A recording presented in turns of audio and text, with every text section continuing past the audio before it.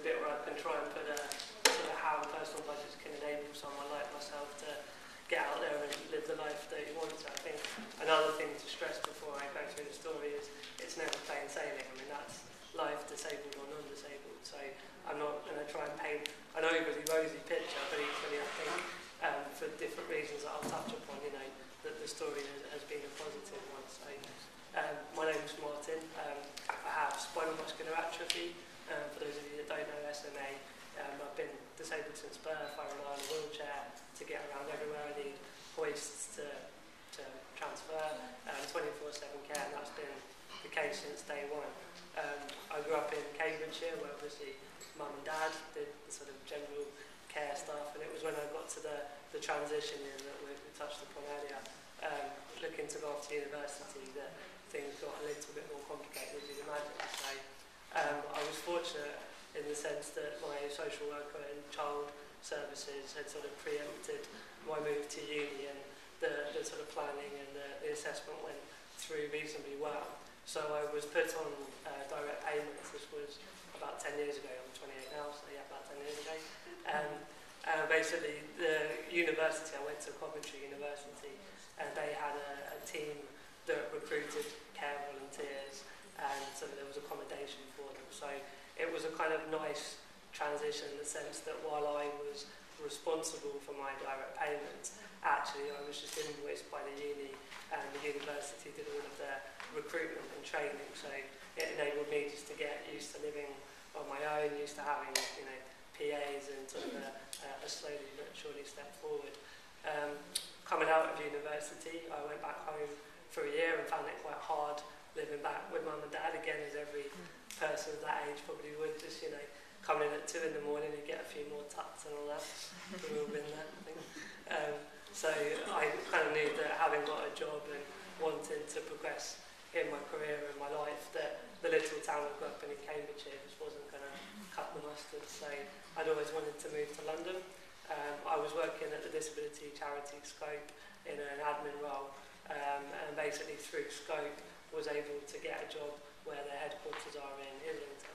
So for a couple of months I really struggled to find housing, which is another thing everyone in the room I'm sure can appreciate, that accessible housing, or affordable and accessible housing, is a tricky one.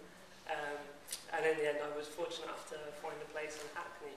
So then the transition of budgets from Cambridgeshire to Hackney began, and that was probably the most challenging time, because obviously Cambridge, in the nicest sense, were happy to lose the amount I was costing in a literal sense.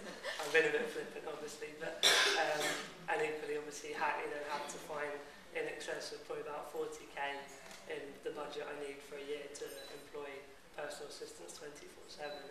There was a few months of discussions and negotiations, and you know, that was challenging, especially being a 22-year-old lad just moving to London and trying to just find my way in my job and all that. So, but we got there, and I got the support that I needed, and haven't really looked back. I, you know, went through a few promotions at work. I travelled all over the world. I've been to Australia, Mexico, around America and around Europe, and basically I've lived a very fulfilled life in London. Then a couple of years ago, I went through into the sort of more personal budget, outcome-focused pilot scheme. So direct payments have been around a longer time, but the way that it's moved forward is that it's rather than just input. So I need to get out of bed and I can't do things physically. It was looking at, well, what do I want from my life overall? So the 3 outcomes that I had in my assessment with my care manager, my social worker, was that I wanted to maintain my level of care budget, because that underpins everything that I do. If I can't get out of bed, then, you know, forget the rest.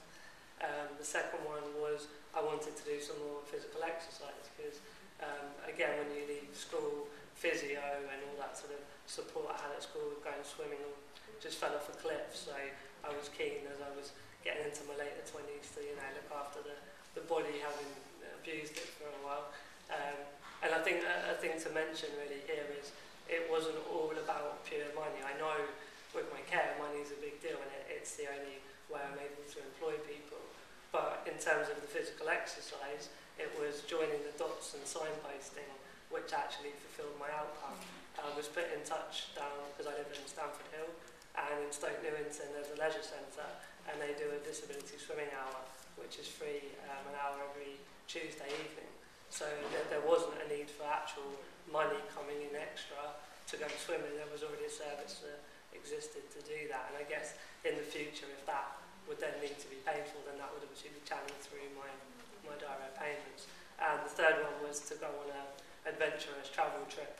And again, I was working, so I was financially independent to pay for my holiday, but it was still the kind of technical side of getting a wheelchair abroad and being able to do something a bit more crazy than just sit on a beach. So with the help of some signposting to websites and other agencies and support networks, it would be November 2010, I went on a road trip around California, which is pretty obvious to say by the smile on my face right now.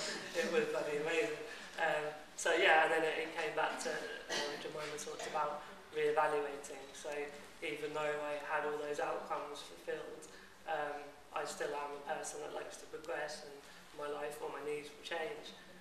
So having done that, one of the later ones was I was looking to leave employment because I'm probably struggling a little bit health-wise with full-time work, but also I'm quite autonomous. I just was getting fed up of having to be in a big organisation. So I built up to it, and again with some support last June. My dad's still up on the ceiling somewhere, but I quit my day job and started my own business.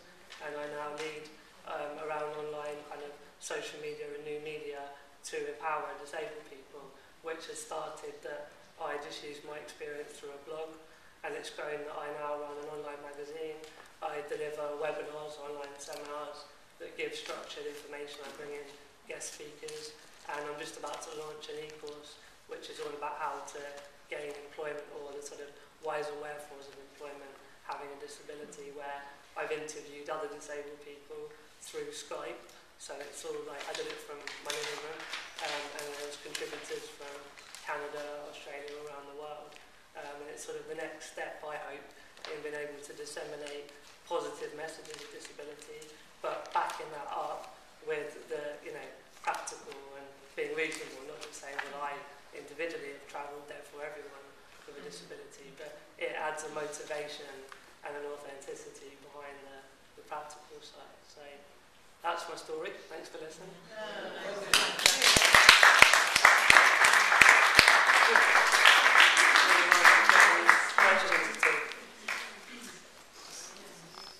How is your, you've already said that it was difficult, the portability of the personal budget from Cambridgeshire to London? What were the key challenges? The luck, which would not be something that would ever be prescribed, is I'd underspent in Cambridge because I'd gone home and my parents didn't want to care. So that buffer that had ended up in the bank account of the direct payment, I had to use that to employ my personal assistants for the first 2 months until the money was signed off and then put in the bank account. So then obviously he backdated the money and I paid Cambridge back. So don't worry, I'm not in trouble with the law. But that's not something you can prescribe. And if I had spent the full money in Cambridge, I would have been stuck, because you can't get your assessment in Hackney, for example, until you've moved into the house. But how can I move into the house when I've not got care support? That was the most difficult. But did Hackney, I realised that completely, you were lucky to have that buffer. Yeah. Did Hackney accept your needs assessment, your self-assessment from Cambridgeshire? Or did they have to do a new one? It began the week I moved to Hackney, which that's why it took 2 months before money was coming into the bank account. So a new process. You have to go through the visa again. Yeah. That's a big problem. Yeah, and that's the overall, the big picture, isn't it? That's the government policy. Yeah. People should be able to just take it to your own. Yeah. I think Right to Control, there's a program called Right to Control. Yes. Looking at some of this, but Your needs don't change because you move forward. exactly. Adrian Wyatt. The late Dave Morris, who also the same medical condition as you, used to say that he couldn't get his hidden disability needs met, dyspraxic, dyslexic, autistic needs.